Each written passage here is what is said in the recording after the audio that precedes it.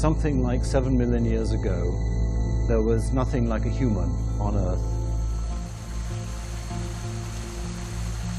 There was not even a pre-human standing upright.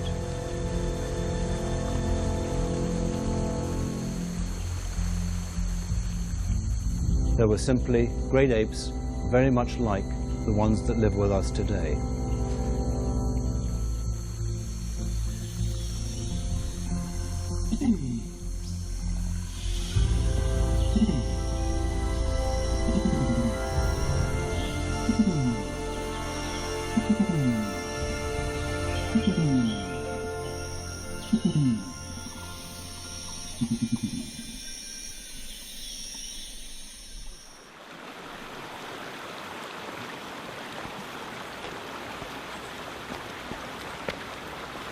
I was crossing the river at dawn. It was just getting light, and I was jumping from stone to stone to try not to get my boots wet as I crossed this broad stream.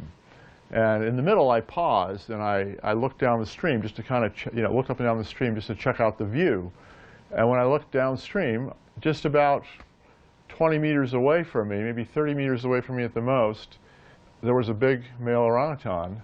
And he hadn't seen me because he was doing the same thing as me. He was going the other direction, trying to cross the river without getting his feet wet. I just was so struck by the fact that what he was doing was so similar to what I was just doing. And I just felt like, two apes sort of passing in the morning dawn there.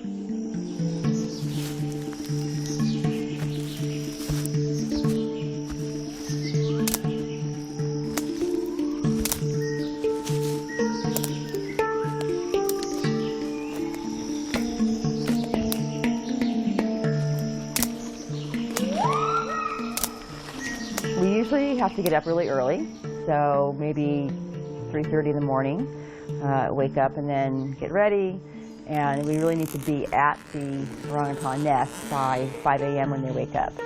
So that means getting ready and then hiking, could be up to an hour in the rainforest in the dark, using our headlamps to get to the nest.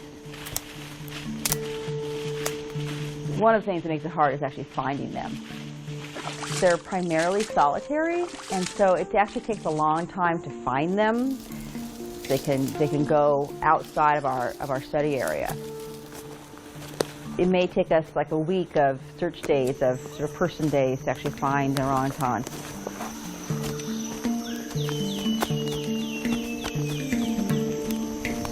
It's not realistic to just walk out into the forest myself and go find an orangutan to photograph. It's not going to happen. So I'm always teaming up with a research team that are already tracking and following orangutans.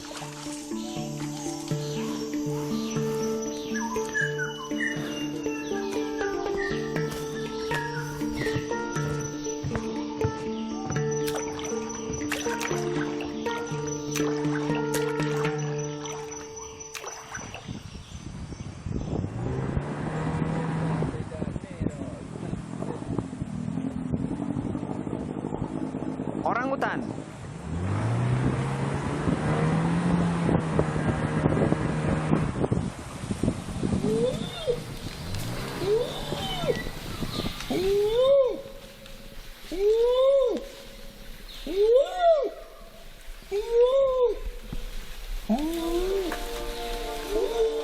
In the whole world, orangutans only live in one area, the two big islands of Sumatra and Borneo in Southeast Asia. And within those islands, of course, they only live in the remaining good areas of rainforest. One of those is a national park called Gunung Palem, where I've been working for over 20 years with my wife Cheryl, and that's where she has her long-term orangutan project. Our site is kind of deep in the interior of that national park, and it comprises 8 different habitats. Taman nasional ini merupakan salah satu taman nasional terlengkap di Indonesia. Kondisi sekarang Taman Nasional Gunung Palung adalah tempat terakhir untuk satwa-satwa yang ada di sekitar, karena terjadi perubahan kawasan yang luar biasa di sekitarnya.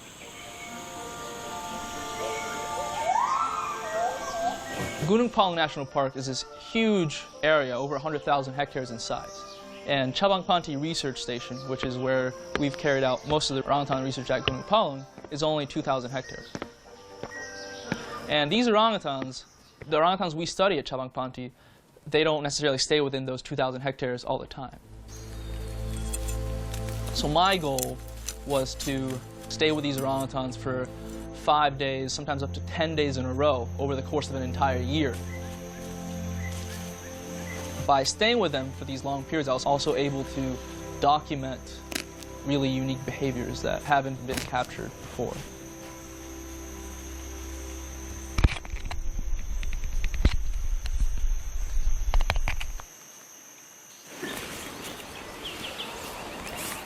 So before I studied biology and anthropology in college, I really had no idea that other species had culture besides humans.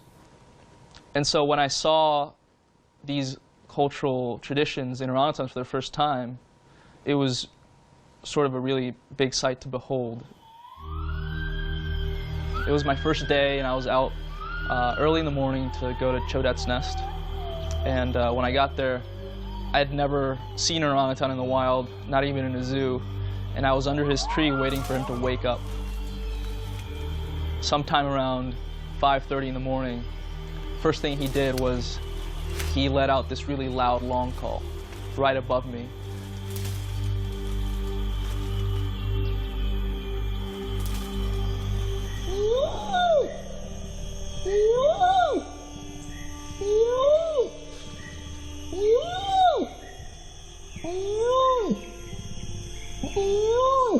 It was a very powerful experience. It was not a sound that I'd heard before, or anything like it.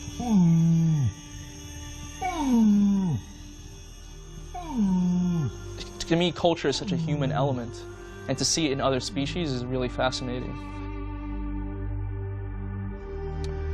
Culture means so much to humans, so almost everything we do is cultural. Both with feeding traditions and with social traditions, you see things that are inherited from mother to child, or sometimes adopted from friend to friend, that show that behavior has got this wonderful flexibility, adaptability, that is so much of a characteristic of humans and seen in the great apes.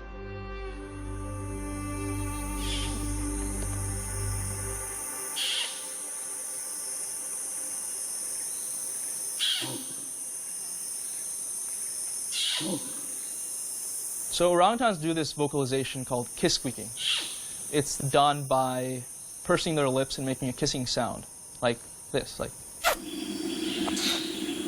Kind of like a real much louder vocalization. The kiss squeak is a kind of a threat sound that they make when they actually meet an unfamiliar orangutan. They also do it to people sometimes.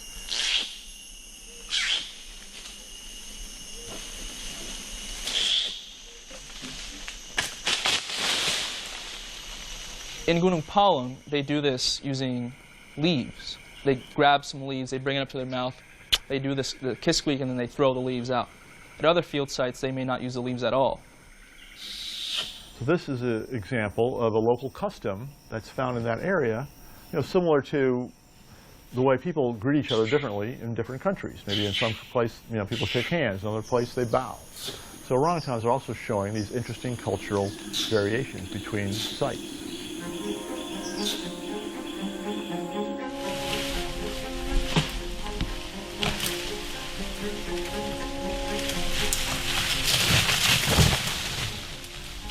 I've always been fascinated to understand, why we're human, what makes us human. We had so many kinds of humans in the past, different kinds of bipedal apes, Australopithecines, and we had some that went extinct and some that didn't and then evolved into humans. So, why is that? Why did some population of Australopithecines eventually evolve into the Homo genus? I think that the human species is incredibly fortunate to have in orangutans and the other great apes, gorillas and bonobos and chimpanzees, representatives of what we came from. we still share a very large percentage of our DNA with orangutans. It may be around like 97%. Orangutans provide one window into understanding human evolution.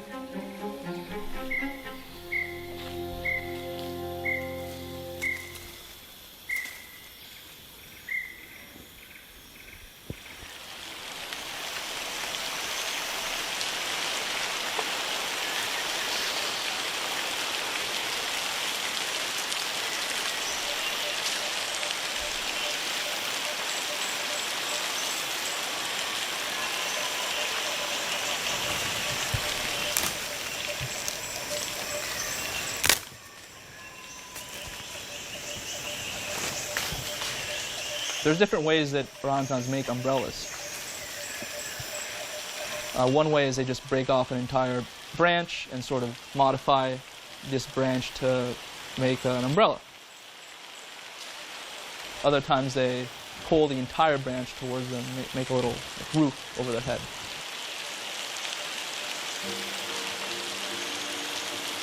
Some orangutans, when they're making a nest and it's still raining really hard, they would actually make a big roof over their nest. They can put together a bunch of branches and leaves and sort of weave covering, and that's a really effective way for them to stay dry while they're sleeping.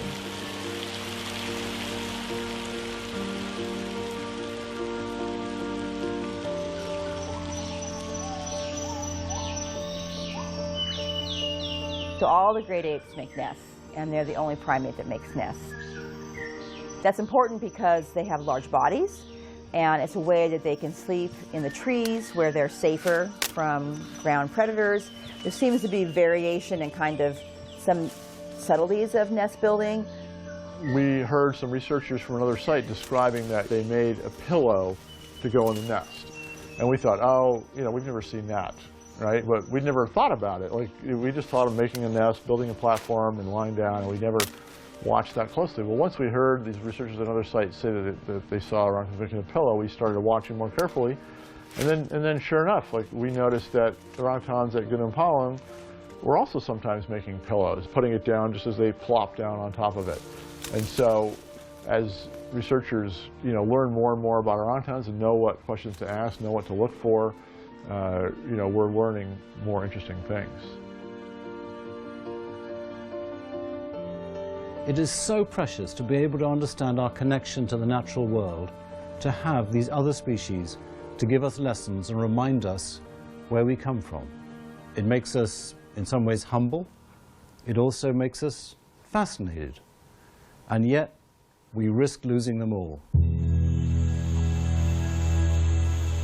Sabah mempunyai hutan dataran rendah dipterokap yang mungkin kalau sekarang adalah hutan dataran rendah dipterokap terakhir yang ada di Kalimantan, yang masih tersisa.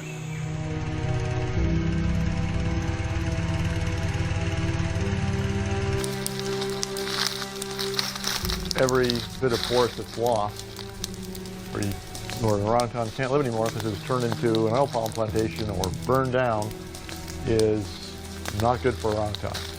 And that's the main reason that the number of orangutans have been declining drastically over the last few decades, because of the huge amount of forest in Borneo and Sumatra that have been lost.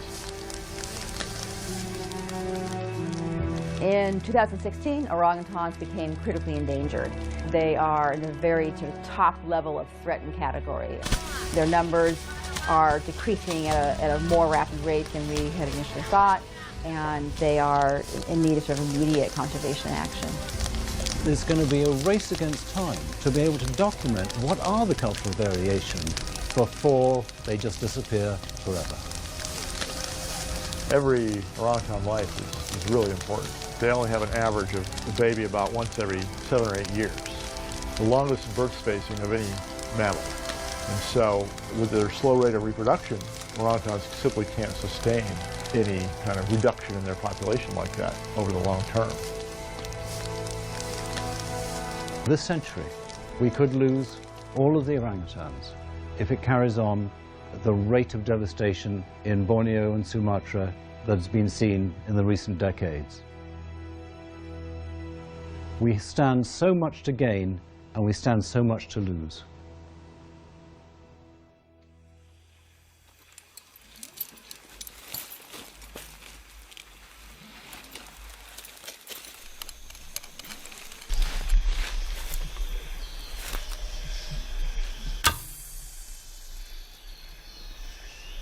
Yes. You can't protect what you don't know. We can't all go to Borneo or Sumatra. We can't all go to the rainforest there, but we can bring the rainforest to people through media coverage. All right, first shot. All that practice yesterday paid off.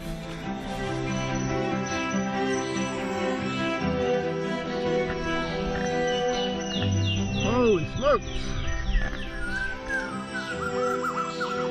Every population is different, and the more we study them, the more different we realize they are.